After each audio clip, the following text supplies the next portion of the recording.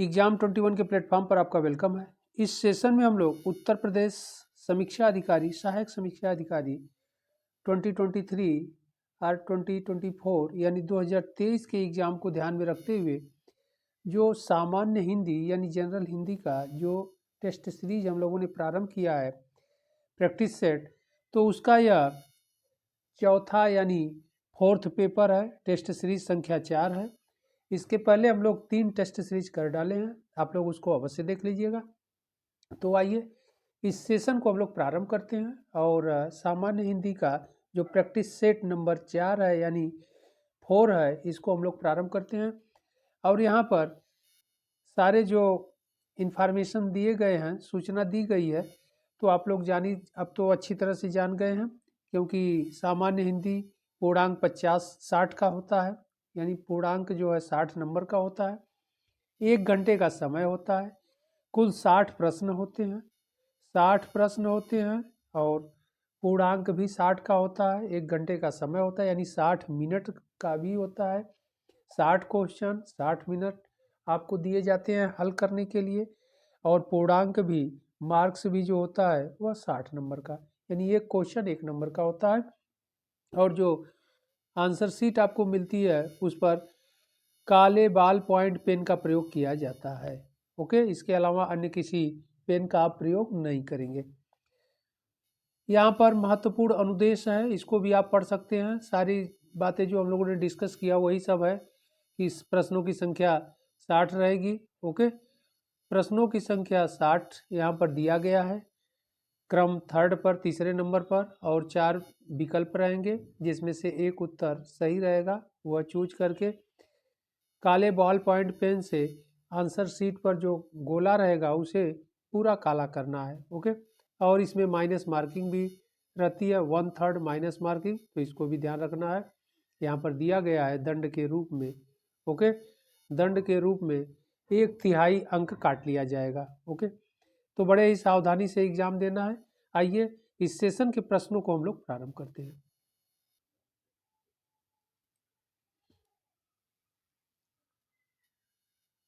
इस सेशन का first question है, निम्नलिखित में से कौन एक कमल का पर्यायवाची नहीं है। ओके, ऑप्शन ए है अब्ज, ऑप्शन बी तामरस, ऑप्शन सी शतदल एंड ऑप्शन डी तापस।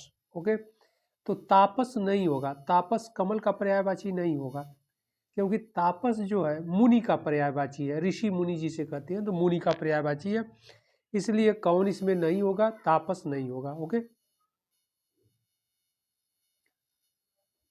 अगला प्रश्न, प्रश्न संख्या 2, निम्नलिखित पर्यायवाची विकल्पों में कौन सा एक शुद्ध है। तो शुद्ध एक कौन सा है उसको हम लोगों को देखना है। ऑप्शन ए कह रहा है अनूढ़ा, बाला, कुमारिका। ऑप्शन बी है मृगमद, मदलता, मृगनाभि। ऑप्शन सी है कांतार, अटवी, कानन। ऑप्शन डी कह रहा है उपर्युक्त सभी।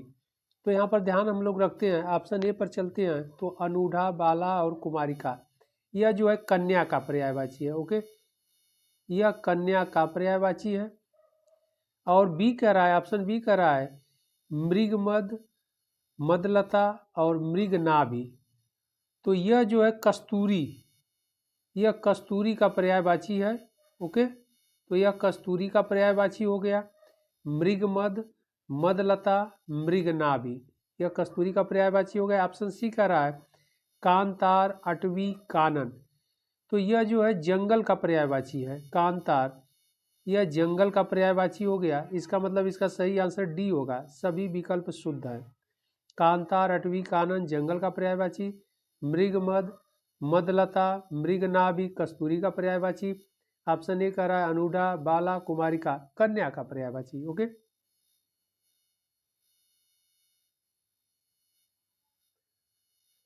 अगला प्रश्न है, प्रश्न संख्या 3, निम्नलिखित में से कौन सा एक स्वर्ग का पर्यायवाची है। ऑप्शन ए धव, ऑप्शन बी पावस, ऑप्शन सी यामिनी एंड ऑप्शन डी मरीचि। ओके, तो इसका सही आंसर ए होगा, धव जो है स्वर्ग का पर्यायवाची है। स्वर्ग का पर्यायवाची धव होता है, दीव होता है, दीव भी स्वर्ग का पर्यायवाची होता है। ओके, सूरपुर होता है, परलोक होता है, वैकुंठ होता है। तो ये सब सभी क्या है, स्वर्ग के पर्यायवाची होते हैं। प्रश्न संख्या 4, खदोत शब्द किसका पर्यायवाची है? खदोत शब्द किसका पर्यायवाची है? ऑप्शन ए है जुगनू का, ऑप्शन बी गदहा का, ऑप्शन सी गरुड़ का, ऑप्शन डी पक्षी का। इसका सही आंसर ए होगा। 4 का ए होगा, क्योंकि खदोत जुगनू का पर्यायवाची है। ओके।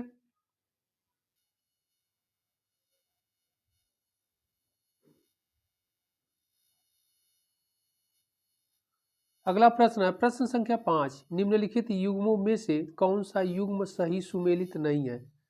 तो कौन सा युग्म सही सुमेलित नहीं है उसको हम लोगों को देखना है। एक तरफ शब्द है और दूसरे तरफ पर्यायवाची है। ओके। आप ऑप्शन ए कह रहा है आभूषण टूम, ऑप्शन बी है तोता पतंग, ऑप्शन सी झंडा केतु, ऑप्शन डी अंबक आंख अंबक। ओके। तो इसका जो 5 का सही आंसर होगा बी होगा। कौन सुमेलित नहीं है? तो बी सुमेलित नहीं होगा। इसलिए नहीं होगा कि पतंग जो है तोता का पर्यायवाची नहीं होता है, पक्षी का पर्यायवाची होता है। ओके। ये पक्षी का पर्यायवाची होता है और यहाँ पर तोता का पर्यायवाची शब्द कह रहा है। तो तोता का पर्यायवाची कीर होता है, शुआ होता है, रक्ततुंड होता है, दाड़िम प्रिय होता है, जबकि यह पतंग पक्षी का पर्यायवाची है। ओके। तो कौन नहीं होगा? बी नहीं होगा। जबकि ये ऑप्शन ए है आभूषण का पर्यायवाची टूम होता है, सही है। ऑप्शन सी का रहा झंडा, झंडा का केतु होता है, यह भी सही है। ऑप्शन डी है आंख, आंख का अंबक होता है, यह भी सही है।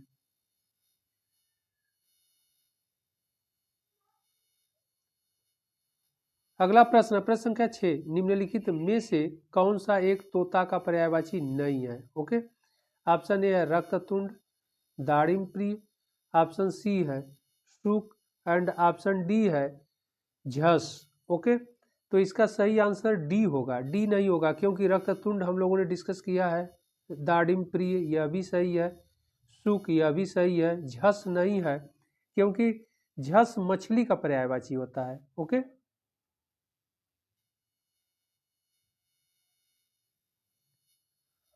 अगला प्रश्न है प्रश्न संख्या 7, पर्यायवाची की दृष्टि से एक वर्ग शुद्ध है। तो कौन सा वर्ग शुद्ध है उसी को हम लोगों को देखना है। ऑप्शन ए है तुंग घोटक रविसूत, ऑप्शन बी है माधव शुक्र विदु, ऑप्शन सी है सुधाकर मृगांक और धूसर, ऑप्शन डी है सरिता आपगा और तड़ाग। तो इसमें सही आंसर ए होना चाहिए।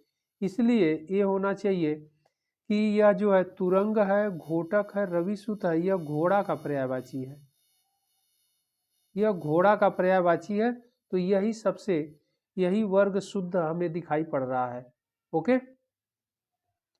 आगे बढ़ते हैं अगले प्रश्न की ओर। प्रश्न संख्या 8, निम्नलिखित पर्यायवाची युग्मों में से कौन सा एक सही सुमेलित नहीं है? तो कौन सा एक सही सुमेलित नहीं है इसको हम लोगों को देखना है। ऑप्शन ए कह रहा है Lakshman Saumitra, option B Yamraj Kritant, option C नाव तरुणी, ऑप्शन डी है हिरण्य सोना। तो इसका सुमेलित कह रहा है तो इसका सही आंसर सी होगा। इसलिए कि नाव का पर्यायवाची तरुणी है होता है। तरुणी जो यहाँ पर तरुणी लिखा है, तरुणी जो है युवती का पर्यायवाची होता है, इसलिए यह गलत है। तो नाव का तरुणी नहीं होता है, तरणी होता है। यह शब्द रहता है, हमेशा ध्यान रखना है। यह शब्द होता है तरणी होता है। ओके। तरुणी नहीं होता है, तरुणी युवती का पर्यायवाची होता है। अगला प्रश्न प्रश्न संख्या 9, सारंग शब्द किस एक का पर्यायवाची नहीं है? नहीं शब्दों पर हमेशा ध्यान देना है। सारंग शब्द किस एक का पर्यायवाची नहीं है? ऑप्शन ए मोर का, ऑप्शन बी चंद्रमा का, ऑप्शन सी हिरन, ऑप्शन डी शेर। ओके। तो यहाँ पर सही आंसर होगा शेर, डी। सारंग शब्द डी का पर्यायवाची यानी शेर का पर्यायवाची नहीं होता है, जबकि मोर का पर्यायवाची होता है, चंद्रमा का होता है, हिरन का भी होता है।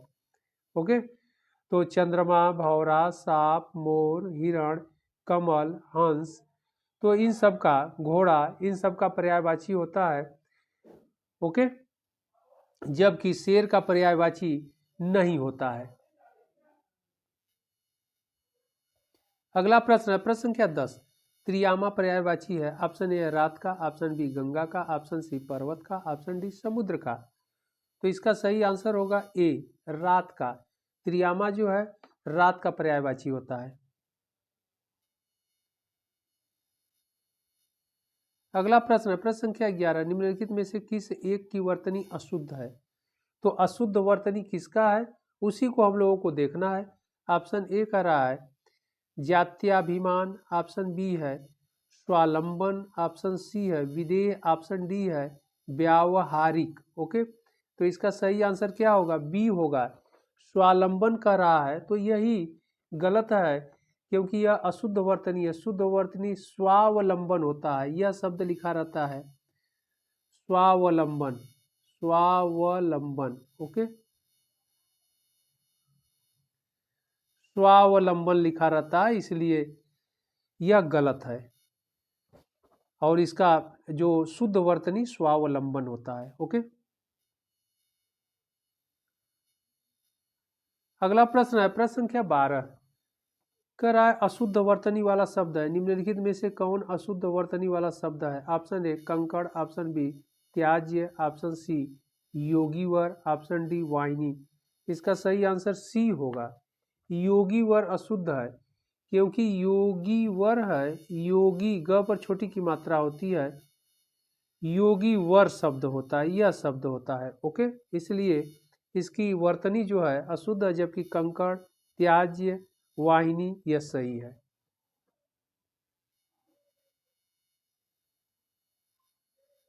अगला प्रश्न है प्रश्न संख्या 13। निम्नलिखित में से एक शुद्ध वाक्य है, तो शुद्ध वाक्य कौन है उसको हम लोगों को देखना है। ऑप्शन ए कह रहा है ब्रिटिश साम्राज्य समाप्त हो गया है। ऑप्शन बी कह रहा है इस वर्ग में अधिक अच्छा लड़का कौन है। ऑप्शन सी है उस पर भारी संकट आन पड़ा है। ऑप्शन सी है, ऑप्शन डी है प्रेम का मूल्य आंका नहीं जा सकता। ओके, तो 13 का जो शुद्ध वाक्य होगा वह डी है, प्रेम का मूल्य आंका नहीं जा सकता।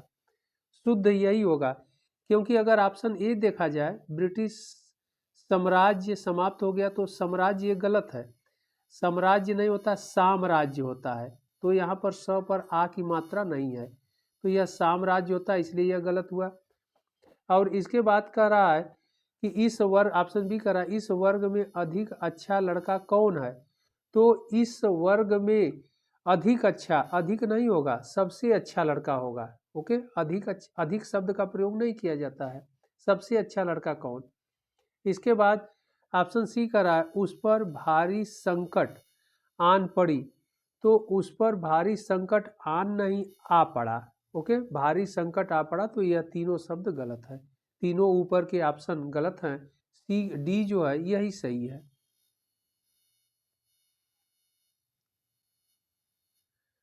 अगला प्रश्न है प्रश्न संख्या 14। वर्तनी की दृष्टि से शुद्ध शब्द कौन सा है? वर्तनी की दृष्टि से शुद्ध शब्द कौन सा है? ऑप्शन ए का रहा हितेच्छु, ऑप्शन बी है सन्मुख, ऑप्शन सी शिरोपीड़ा, ऑप्शन डी है ब्रिज भाषा। तो इसका सही आंसर क्या होगा? ए होगा, हितेच्छु होगा। ओके, और जबकि सन्मुख का रहा है तो सम्मुख होता है, ये न नहीं होता है, आधा म होता है, स आधा म पूरा म होता है, और इस पर मात्रा होती है ख होता है, सम्मुख होता है, सन्मुख नहीं, तो इसलिए यह गलत है। सी का रहा है शिरोपीड़ा, तो शिरोपीड़ा पर स पर छोटी की मात्रा रहती है, सिरह पीड़ा होता है। ओके, सिरह पीड़ा होता है, तब ये सही होगा, सिरह पीड़ा होता है। ऑप्शन डी का रहा है ब्रिज भाषा, यह गलत है, ब्रज भाषा होती है, ब्रिज नहीं होता है, यह शब्द रहता है ब्रज भाषा। इस प्रकार इसमें जो शुद्ध वर्तनी है ये सही है।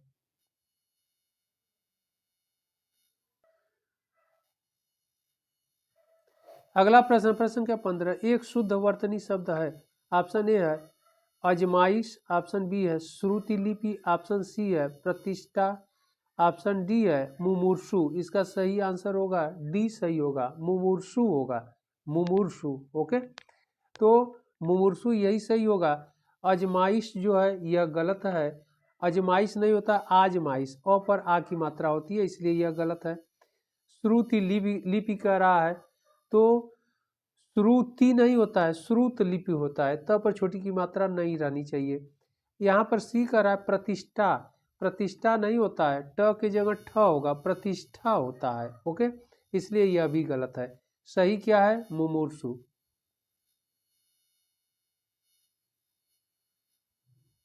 अगला प्रश्न है प्रश्न संख्या 16, शुद्ध वर्तनी वाला शब्द है वांडमय, करा शुद्ध वर्तनी वाला शब्द है वांडमय, अंतर्धान, छिद्रानवेशी। ऑप्शन डी करा है सभी। तो इसका तो सही आंसर डी होना चाहिए, क्योंकि वांडमय यह भी सही है, अंतर्धान यह भी सही है, छिद्रानवेशी यह भी सही है। ओके, इस प्रकार 16 का सही आंसर क्या होगा? डी होगा।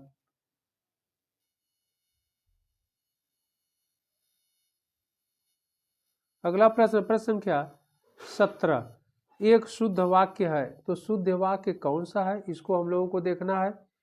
तो ऑप्शन ए कह रहा है कि बारात के साथ कानपुर की गायकी आई थी।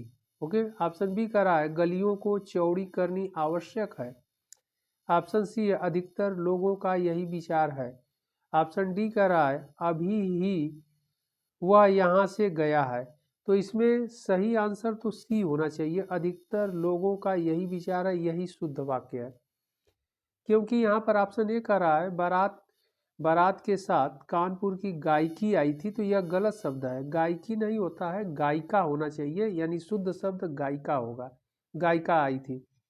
ऑप्शन बी कह रहा है गलियों को चौड़ी करनी आवश्यक है, तो गलियों को चौड़ी नहीं चौड़ा रहेगा, यह भी शब्द गलत है। ओके, इसलिए और सी तो सही है ही, अधिकतर लोगों का यही विचार है, यह सही है। ऑप्शन डी करा अभी ही वह यहाँ से गया है, तो ऐसे नहीं होगा, अभी वह ही शब्द नहीं रहेगा, अभी वह यहाँ से गया है। ओके,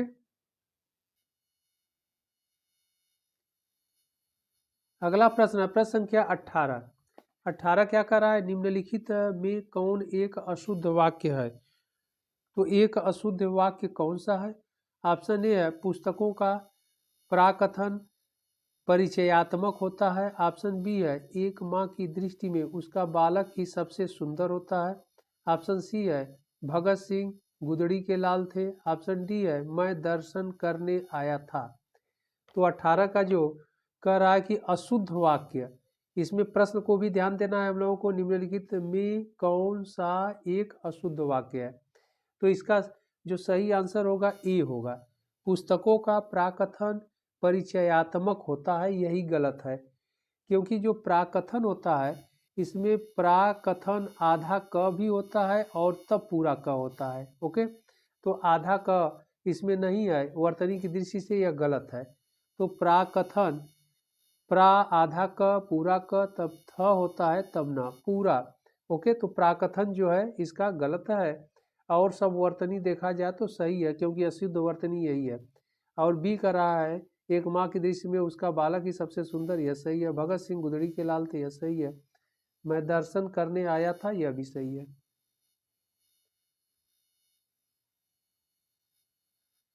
अगला प्रश्न है प्रश्न संख्या 19, कह रहा है निम्नलिखित में से एक अशुद्ध वाक्य है, कौन सा अशुद्ध वाक्य है।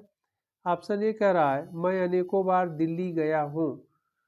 ऑप्शन अशुद्ध वाक्य कर रहा है। ऑप्शन बी कर रहा है खबर सुनकर मैं विस्मित हो गया। ऑप्शन सी है पहले आप लोग अपनी अपनी कविताएं सुनाइए। ऑप्शन डी है मौर्य काल में लोग सुखी थे। तो इसमें अशुद्ध कर रहा है, तो अशुद्ध इसका सही आंसर ये होगा, क्योंकि यहाँ अनेकों है, यह नहीं होगा, यह गलत है। अनेकों नहीं होता है, अनेक शब्द होता है, अनेक होता है। ओके, अनेकों नहीं होता है, अनेकों शब्द गलत है। इसलिए इसका कह रहा है कि अशुद्ध वाक्य कौन सा होगा, तो ऑप्शन ए होगा अशुद्ध वाक्य। ओके, अगले प्रश्न की ओर बढ़ते हम लोग। प्रश्न संख्या 20, प्रश्न संख्या 20 क्या कह रहा है, शुद्ध वाक्य का चयन करें। शुद्ध वाक्य का हमें चयन करना है। ऑप्शन ए कह रहा है बैंकों का साप्ताहिक अवकाश रहता है। ऑप्शन बी है मुझे मेरे घर जाना है। ऑप्शन सी हवन सामग्री जल गई। ऑप्शन डी है इतने में हल्की सी हवा का झोंका आया। तो कह रहा है इसमें कि शुद्ध वाक्य कौन है, तो इसका सही आंसर सी होगा, हवन सामग्री जल गई, यही शुद्ध होगा। ओके, क्योंकि अगर नंबर 1 देखा जाए, ऑप्शन ए देखा जाए, बैंकों का साप्ताहिक अवकाश रहता है, तो बैंकों का साप्ताहिक, तो बैंकों का नहीं होगा, बैंकों में साप्ताहिक अवकाश होता है। ओके, ऑप्शन बी कह रहा है कि मुझे मेरे घर जाना है, तो मुझे मेरे घर जाना है, तो मुझे भी हो गया, मेरे भी हो गया, तो यह शब्द मेरे नहीं होगा, यानी मुझे घर जाना है, यह सही होगा। ऑप्शन डी कह रहा है इतने में हल्की सी हवा का झोंका आया, तो हल्की हवा का झोंका आया सही है, सी नहीं होना चाहिए। ओके, इतने में हल्की हवा का झोंका आया, यह सही होगा, शुद्ध वाक्य यह होगा। ओके, तो इस प्रकार इसमें शुद्ध वाक्य सिर्फ सी है, ए गलत है, ऑप्शन ए गलत है, ऑप्शन बी गलत है और ऑप्शन डी भी गलत है। ओके, अगला प्रश्न है प्रश्न संख्या 21। प्रश्न संख्या 21 क्या कर रहा है, प्रतिकृत शब्द हेतु उपयुक्त वाक्यांश है। तो प्रतिकृत शब्द हेतु उपयुक्त वाक्यांश है, क्या है, जिसका बदला दिया जा चुका हो। ऑप्शन बी है पापों में डूबा हुआ, ऑप्शन सी है जिसमें पाप नहीं हो, ऑप्शन डी है जिसमें तेज नहीं है। तो इसका सही आंसर क्या होगा, इसका सही आंसर ए होगा, जिसका बदला दिया जा चुका हो उसके लिए प्रतिकृत शब्द का प्रयोग करते हैं। ओके, जिसका बदला दिया जा चुका हो।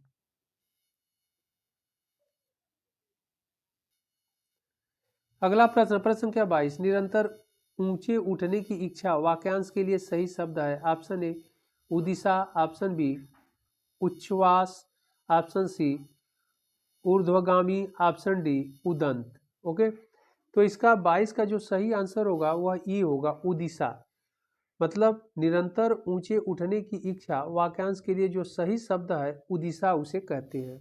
ओके, और ऊपर आने वाला श्वास उसे उच्छ्वास कहते हैं। तो ऊपर जो सांस हम आती है छोड़ते हैं उसे उच्छ्वास कहते हैं, और ऊपर की ओर जाने वाले को ऊर्ध्वगामी कहते हैं।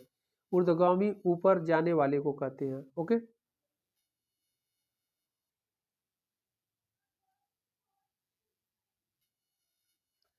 अगला प्रश्न, प्रश्न संख्या 23, क्षितिज शब्द के लिए उपयुक्त वाक्य खंड है।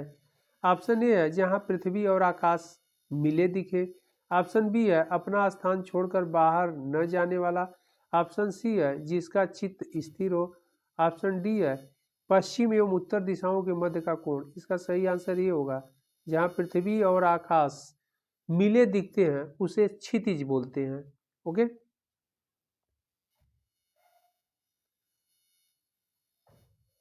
अगला प्रश्न है प्रश्न संख्या 24, निम्नलिखित युग्मों में कौन सा एक बेमेल है। तो बेमेल कौन है उसको हम लोगों को देखना है। ऑप्शन ए कह रहा है इंद्र का सफेद हाथी या रावत, ऑप्शन बी कह रहा है जो आकाश में चलता हो खेचर, ऑप्शन सी है जो आंखों से संबंधित हो चाक्षुष, ऑप्शन डी कह रहा है ऐसा अकाल जिसमें भिक्षा मिलना कठिन हो। तो इसका सही आंसर एक बेमेल कर रहा है तो डी होगा, क्योंकि दुर्दिन नहीं होता है, दुर्भिक्ष होता है, मतलब ऐसा अकाल जिसमें भिक्षा मिलना कठिन हो तो उसे दुर्भिक्ष कहते हैं, दुर्दिन नहीं कहते हैं। ओके, और ऑप्शन ए कर रहा है इंद्र का सफेद हाथी या रावत, यह सही है, जो आकाश में चलता हो खेचर, यह भी सही है, जो आंखों से संबंधित हो चाक्षुष, यह भी सही है।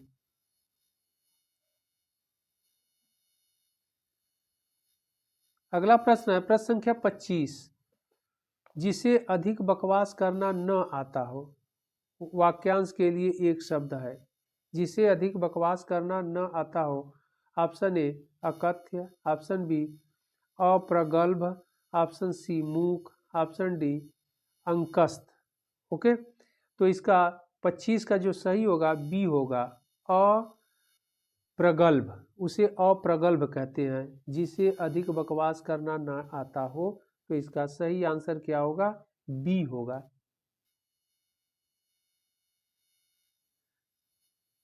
अगला प्रश्न है प्रश्न संख्या 26, कह रहा है विपत्निक शब्द हेतु उपयुक्त वाक्यांश है जिस पुरुष की पत्नी न हो, जिस पुरुष की पत्नी साथ न हो, किसी के वियोग में दुखी व्यक्ति।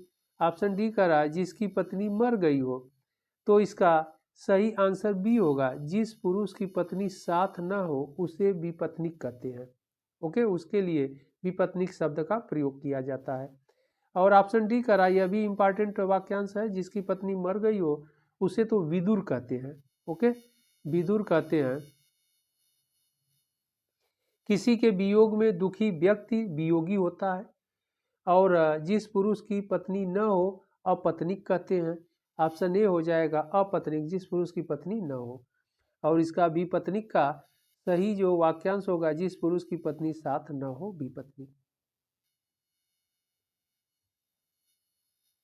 अगला प्रश्न है प्रश्न संख्या 27। 27 कह रहा है जिसे हानि या अनर्थ का डर न हो के लिए एक शब्द। ऑप्शन ए है निर्चित्य, ऑप्शन बी है निरावीर, ऑप्शन सी है निरापद, ऑप्शन डी अमघ। ओके, तो इसका सही आंसर सी होगा, निरापद कहते हैं। निरापद से तात्पर्य क्या हो गया कि जिसे हानि या अनर्थ का डर न हो, इसके लिए जो शुद्ध शब्द का प्रयोग होता है निरापद। ओके, अगला प्रश्न है प्रश्न संख्या 28। जिसे कोई रोक न सके वाक्यांश हेतु उचित शब्द है। जिसे रोक न सके तो ऑप्शन ए है शाश्वत, अस्थाई होता है, ये तो हो ही नहीं सकता। ऑप्शन बी है अनवरत, जो सदा हमेशा चलने वाला है, यह भी सही नहीं होगा। ऑप्शन सी है अप्रतिहत। ओके, इसका सही आंसर सी होगा, अप्रतिहत ही होगा। आजीवक तो यह संप्रदाय है, यह नहीं होगा। तो शाश्वत अस्थाई होता है, यह नहीं होगा। अनवरत भी नहीं होगा, आजीवक संप्रदाय यह भी नहीं होगा। इसका सही आंसर सी होगा। अगला प्रश्न है प्रश्न संख्या 29। हरावल किस वाक्यांश के लिए एक उपयुक्त शब्द है। ऑप्शन ए का रहा है सेना का वह भाग जो सबसे आगे रहता है। ऑप्शन बी है सोने के हल से जोता गया खेत। ऑप्शन सी है हरे भरे घास के मैदान। ऑप्शन डी है दृढ़ता पूर्वक लिया गया निर्णय। तो इसका सही आंसर ए होगा, सेना का वह भाग जो सबसे आगे रहता है उसे हरावल कहते हैं। ओके, अगला प्रश्न प्रश्न संख्या 30। निम्नलिखित युग्मों में कौन सा एक बेमेल है। बेमेल कौन सा उसको हमें देखना है। ये कह रहा है जिसे वेतन न मिलता हो, अवैतनिक। ऑप्शन बी है बाएं हाथ से काम करने वाला, सव्यसाची। ऑप्शन सी है जो शोक करने योग्य न हो, अशोक। ऑप्शन सी कह रहा है जो अवैध संतान हो, जारज। तो यहाँ पर बेमेल इसका सी होगा, क्योंकि जो शोक करने योग्य न हो उसे अशोक नहीं कहते हैं, अशोक्य कहते हैं अथवा अशोच्य कहते हैं, तो उसे अशोक्य कहते हैं। लास्ट में आधा क और यह रहेगा अशोक्य, पूरा शब्द हम लोग लिख देते हैं, अशोक्य उसे कहते हैं, न कि अशोक कहते हैं। जबकि ऑप्शन ए है जिसे वेतन न मिलता हो, यह भी इंपॉर्टेंट एग्जाम में कई बार पूछा गया है, अवैतनिक कहते हैं, यह भी सही है। बाएं हाथ से काम करने वाले को सव्यसाची कहते हैं, यह भी सही है। जो अवैध संतान हो जारज कहते हैं। ओके,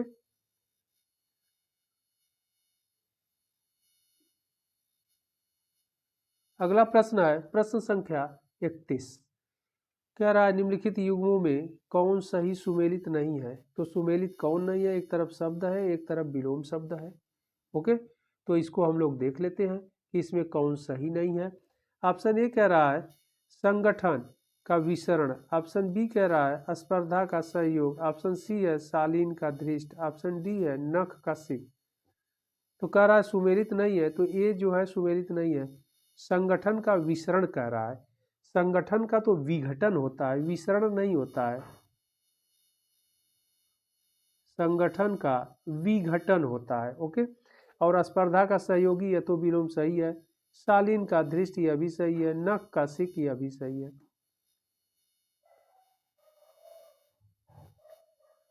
अगला प्रश्न है प्रश्न संख्या 32। Question number 32। अर्जित का विलोम शब्द है। अर्जित का विलोम शब्द क्या होगा। ऑप्शन ए है उपार्जित, ऑप्शन बी अनर्जित, ऑप्शन सी अनार्जित, ऑप्शन डी व्ययन। ओके, तो इसका सही आंसर बी होगा, अनर्जित होगा। ओके, मतलब अर्जित का विलोम अनर्जित होगा, और अर्जन जो है का विलोम व्ययन होता है। अर्जन मतलब रखना, इकट्ठा करना, तो अर्जित का जो विलोम है अनर्जित होता है।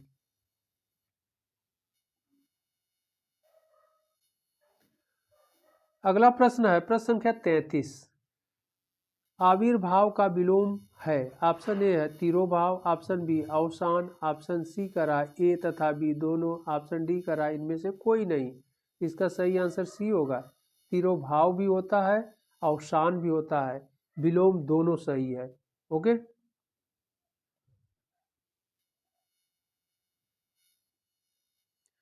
अगला प्रश्न है प्रश्न संख्या 34। निम्नलिखित विलोम युग्मों में कौन सा एक बेमेल है?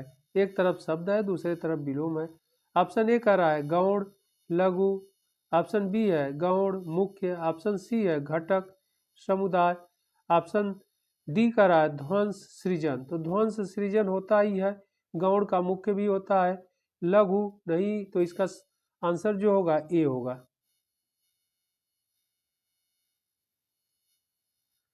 अगला प्रश्न है प्रश्न संख्या 35। विनत का विलोम है। 35 कह रहा है विनत का विलोम है। ऑप्शन ए है विनम्र है, ऑप्शन बी नियत है, ऑप्शन सी संयत है, ऑप्शन डी उद्धत है। सही आंसर इसका डी होगा। विनत का सही विलोम उद्धत होता है। अगला प्रश्न है प्रश्न संख्या 36। निम्नलिखित विलोम युग्मों में कौन सा एक त्रुटिपूर्ण है? ओके, तो हमें त्रुटिपूर्ण देखना है। ऑप्शन ए कह रहा है अनुराग का द्वेष, ऑप्शन बी कह रहा है संकीर्ण का विस्तीर्ण, ऑप्शन सी है आकलन का विकलन, ऑप्शन डी है अमित का परिमित। तो इसका कह रहा है त्रुटिपूर्ण है, तो ए त्रुटिपूर्ण है, क्योंकि संकीर्ण का विस्तीर्ण होता है सही है, आकलन का विकलन यह भी सही है, अमित का परिमित यह भी सही है। अनुराग जो होता है, अनुराग का विराग होता है, अनुराग का द्वेष नहीं होता है। ओके, अगला प्रश्न है प्रश्न संख्या 37। प्रश्न संख्या 37 का रहा निम्नलिखित में कौन एक कंजूस का विलोम नहीं है? कंजूस का विलोम कौन नहीं है? ऑप्शन ए है साह खर्च, ऑप्शन बी मुक्त हस्त, ऑप्शन सी उदार, एंड ऑप्शन डी जो है कृपण। तो इसका सही आंसर क्या होगा? डी होगा, कृपण नहीं होगा। कह रहा है कि कंजूस का विलोम नहीं है, तो कृपण जो है कंजूस का विलोम नहीं है। कृपण का जो विलोम होता है दाता होता है। ओके, तो कृपण का जो विलोम होता है दाता होता है, और यहाँ पर कंजूस है, तो कंजूस का विलोम क्या होगा? साखर्च होगा, मुक्त हस्त होगा, उदार भी होगा, और कृपण नहीं होगा। कृपण का विलोम दाता होता है।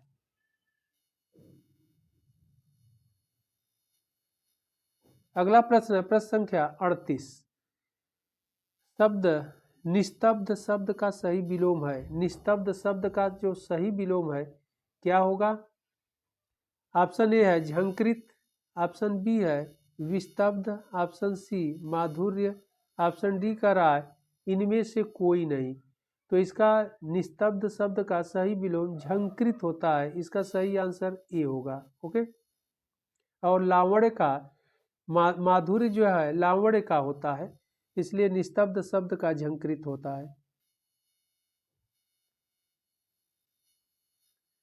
अगला प्रश्न है प्रश्न संख्या 39।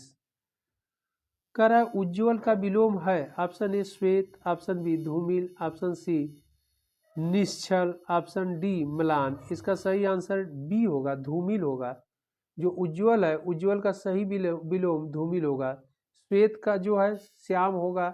प्रफुल्ल का विलोम म्लान होता है, तो म्लान जो है प्रफुल्ल का विलोम होता है। ओके,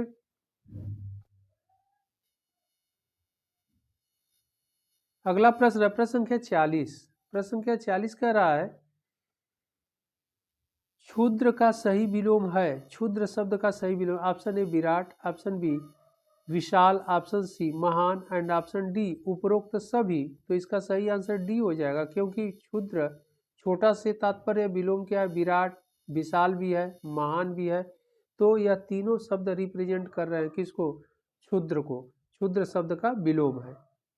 इस प्रकार इसका सही आंसर क्या हो जाएगा? उपरोक्त सभी हो जाएगा। अगला प्रश्न है प्रश्न संख्या 41, निम्नलिखित में से कौन सा एक तत्सम शब्द है। तो तत्सम शब्द कौन सा है। ऑप्शन ए कह रहा है कल, ऑप्शन बी खेती, ऑप्शन सी कथानिका, ऑप्शन डी गुफा। इसका सही आंसर सी होगा, कथानिका। ओके।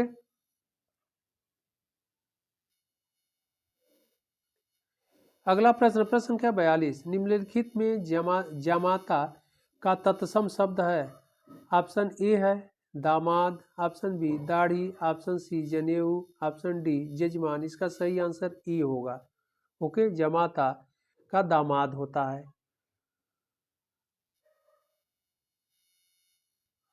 अगला प्रश्न प्रश्न संख्या 43, नीचे दिए गए तत्सम तद्भव शब्द युग्म में कौन सही है। तद्भव, तत्सम, तद्भव। पहले तत्सम होना चाहिए तब तद्भव की दृष्टि से कौन सही है। ऑप्शन ए कर रहा है जम यम, ऑप्शन बी कर रहा है जंत्र यंत्र, ऑप्शन सी कर रहा है लोहा लव, ऑप्शन डी का है वंश बांस। तो इसका सही आंसर यही होगा, क्योंकि बांस जो है तद्भव है, वंश जो है तत्सम है। तो सही आंसर इसका यही होगा, डी होगा।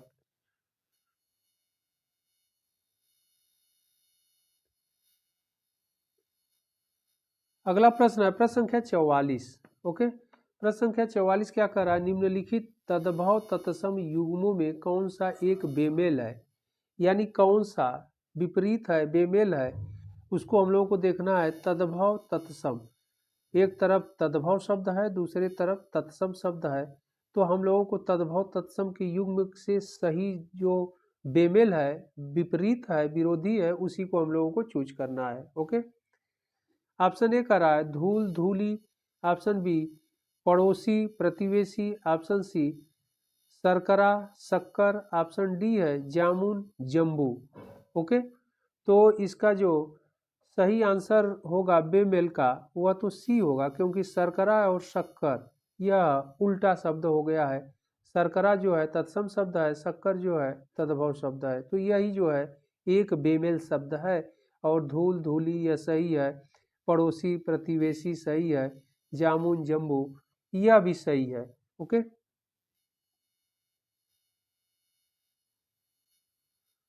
अगला प्रश्न प्रश्न संख्या 45, निम्नलिखित में से कौन सा एक पहला का तत्सम होगा। तो पहला का तत्सम क्या होगा।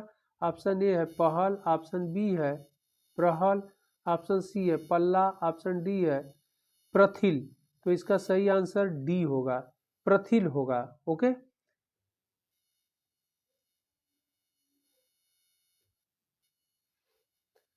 अगला प्रश्न है प्रश्न संख्या 46, नृत्य किसका तत्सम रूप है। ऑप्शन ए है नृत्य का, ऑप्शन बी नाती का, ऑप्शन सी नाई का, ऑप्शन डी नीत का। इसका सही आंसर बी होगा, नाती का। नृत्य तत्सम शब्द है किसका, नाती का। और नाती क्या है, तद्भव शब्द है। ओके। और जबकि नाई का नापित होता है। ओके, नाई का जो तत्सम रूप होता है वह नापित होता है। नींद है तो नींद का निद्रा होता है। बढ़ते हम लोग अगले प्रश्न की ओर। अगला प्रश्न है प्रश्न संख्या 47, निम्नलिखित में एक तत्सम शब्द नहीं है। तो तत्सम शब्द नहीं है उसको हमें देखना है। ऑप्शन ए है विक्षोभ, ऑप्शन बी सिद्ध, ऑप्शन सी मेघ, ऑप्शन डी साई। कह रहा है कि तत्सम शब्द नहीं है, तो तत्सम शब्द डी नहीं है, साई जो है तद्भव शब्द है। ओके, तो इस प्रकार 47 का क्या हो जाएगा, डी। डी जो है तत्सम शब्द नहीं है। अगला प्रश्न है प्रश्न संख्या 48, निम्नलिखित शब्दों में से कौन सा एक तद्भव है। तो कौन सा एक तद्भव है उसी को हम लोगों को देखना है। ओके, ऑप्शन ए है महिष, ऑप्शन बी है श्रृंग, ऑप्शन सी है रूख, ऑप्शन डी है शुकर। तो इसका सही आंसर क्या हो जाएगा, सी हो जाएगा, रूख जो है। कह रहा है कि निम्नलिखित शब्दों में से कौन सा एक तद्भव है। तो रूख जो है तद्भव शब्द है। रूख का तत्सम वृक्ष होता है। ओके, और सब क्या है, तत्सम शब्द है। महिष श्रृंग शुकर ये तत्सम शब्द है। अगला प्रश्न प्रश्न संख्या 49, निम्नलिखित में एक तद्भव शब्द नहीं है, यानी एक तद्भव शब्द नहीं है। तो देखा जाए कि तद्भव शब्द वह कौन नहीं है। ऑप्शन ए है लटन, ऑप्शन बी है रीस, ऑप्शन सी शांकल, ऑप्शन डी बौर। ओके, तो इसका सही आंसर जो होगा वह ये होगा लटन। लटन जो है तद्भव शब्द नहीं है, क्योंकि लटन तत्सम है, लटकना होता है। लटन तत्सम शब्द है और इसका तद्भव लटकना होता है, तो यह नहीं होगा। जबकि रीस होगा, रीस मतलब ईर्ष्या। और सी कह रहा है सांकल, सांकल का मतलब श्रृंखला। ओके, और बौर कह रहा है, बौर का बेली होता है। अगला प्रश्न है, बहुत इंपॉर्टेंट शब्द है आद्रक। इस बार भी हो सकता है एग्जाम में आना चाहिए इस प्रश्न को। आद्रक बहुत इंपॉर्टेंट है, बार बार रिपीट होता है। आद्रक निम्नलिखित में किसका तत्सम है? तो किसका तत्सम है? तो ऑप्शन ए है अखरोट का, ऑप्शन बी अदरक का, ऑप्शन सी कपास का, ऑप्शन डी आर्द्रता का। इसका सही आंसर बी होगा, अदरक का। ओके, और अखरोट जो है अखछोट का होता है।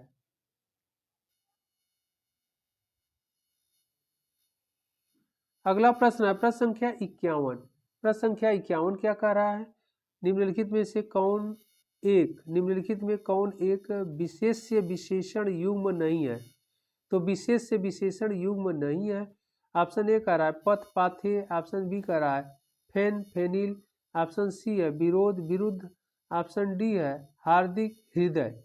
ओके, तो इसका जो विशेष विशेषण युग्म नहीं है, इसका सही आंसर डी होगा। 51 का क्या होगा? डी होगा। अगला प्रश्न है प्रश्न संख्या 52। ओके, निम्नलिखित में से कौन सा एक विशेषण शब्द है? तो इसमें विशेषण शब्द कौन है? ऑप्शन ए है आग्नेय, ऑप्शन बी ओज, ऑप्शन सी जुदाई, ऑप्शन डी जो है संश्लेष। इसका सही आंसर ए होगा। आग्नेय जो है विशेषण शब्द है। क्यों? क्योंकि विशेष से इसका क्या होता है? अग्नि होता है। ओके, अग्नि का आगे आग्नेय होता है।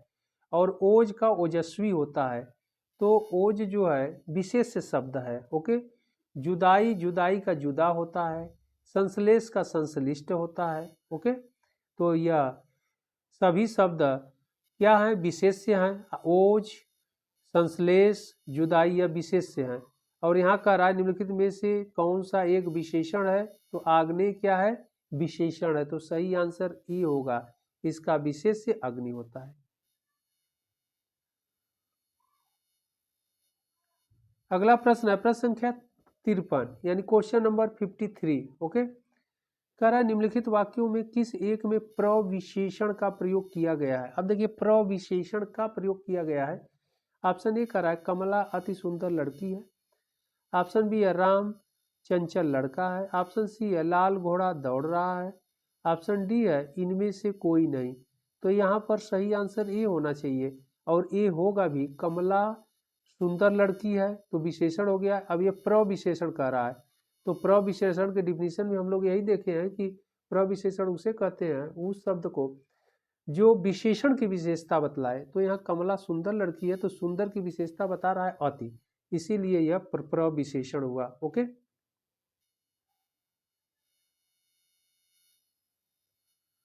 अगला प्रश्न प्रश्न संख्या 54 कह रहा है निम्नलिखित विशेष विशेषण युग्मों में कौन सा एक बेमेल है? तो बेमेल कौन है उसको हम लोगों को देखना है।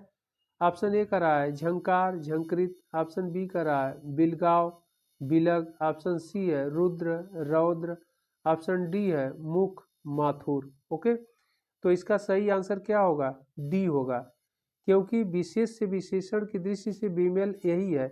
मुख, मुख है तो विशेषण मौखिक होता है, मुख का विशेषण माथुर नहीं होता है। ओके, तो इसलिए यह गलत है, यह बेमेल है। मुख, मुख एक मुख जो है विशेष्य है और मुख का विशेषण मौखिक होता है, माथुर नहीं होता है।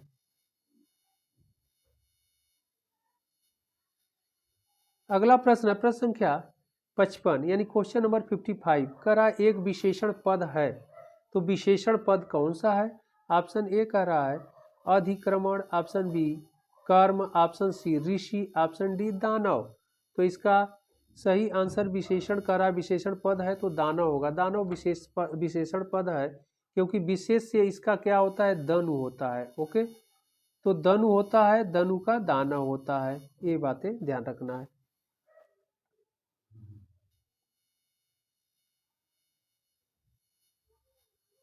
प्रश्न संख्या 56 यानी क्वेश्चन नंबर 56 कह रहा है पाव, पांव भर, शेर भर, मन भर इत्यादि किस प्रकार के विशेषण है। ऑप्शन ए कह रहा है परिणामवाची विशेषण, ऑप्शन बी प्रत्येकवाची विशेषण, ऑप्शन सी समुदायवाची विशेषण, ऑप्शन डी कह रहा है आवृत्तिवाची विशेषण। ओके, तो इसका सही आंसर ये होगा परिणामवाची विशेषण होता है, क्योंकि पाव भर है, शेर भर है, मन भर है। ओके,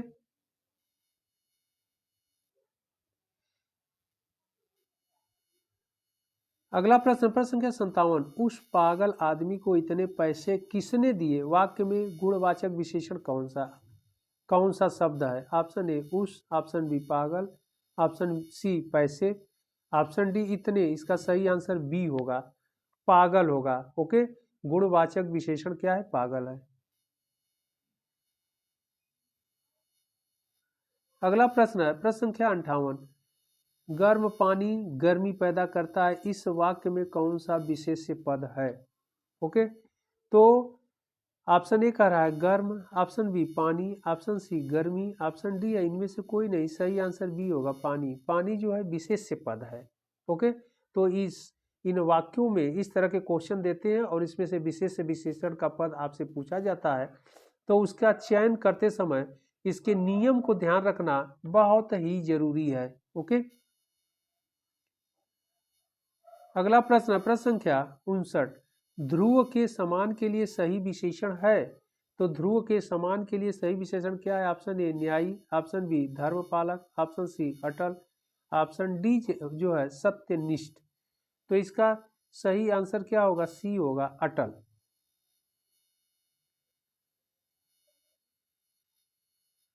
अगला प्रश्न है प्रश्न संख्या 60 निम्नलिखित वाक्यों में, प्रश्न कह रहा है निम्नलिखित वाक्यों में से किस एक में विशेषण का प्रयोग नहीं हुआ है। ध्यान रखना है, कह रहा है विशेषण का प्रयोग नहीं हुआ है। ओके, तो यहाँ पर ऑप्शन ए कह रहा है गुलाब के फूल मुझे पसंद है। ओके, ऑप्शन बी कह रहा है राम ने रोटी खाकर और रोटी मांगी, ऑप्शन सी कह रहा है काला घोड़ा तेज दौड़ता है, ऑप्शन डी कह रहा है वह लड़का दूध देकर चला गया। तो इसका सही आंसर डी होगा, वह लड़का दूध देकर चला गया। इस वाक्य में विशेषण का प्रयोग नहीं हुआ है, जबकि काला घोड़ा तेज दौड़ता है तो यहाँ पर प्रविशेषण विशेषण दोनों का प्रयोग हुआ है। राम ने रोटी खाकर और रोटी मांगी, यहाँ पर भी विशेषण का प्रयोग हुआ है। गुलाब के फूल मुझे पसंद है, ओके, तो यहाँ पर भी विशेषण का प्रयोग हुआ है, जबकि वह लड़का दूध देकर चला गया, इसमें क्या कर रहा है, विशेषण का प्रयोग नहीं हुआ है। तो इस प्रकार इस तरह के प्रश्नों को हल करने के लिए डिफिनीशन यानी परिभाषा को आपको ध्यान रखना पड़ेगा। बिना परिभाषा को ध्यान में रखे 4 से 5 क्वेश्चंस जो विशेषण विशेष्य का प्रयोग हुआ है नहीं हुआ है, इस तरह के शब्दों को हल करने के लिए बहुत ही जरूरी है। ओके, तो फिर यह इम्पॉर्टेंट क्वेश्चन थे, टेस्ट सीरीज 4 था। फिर हम लोग मिलते हैं अगले सेशन में।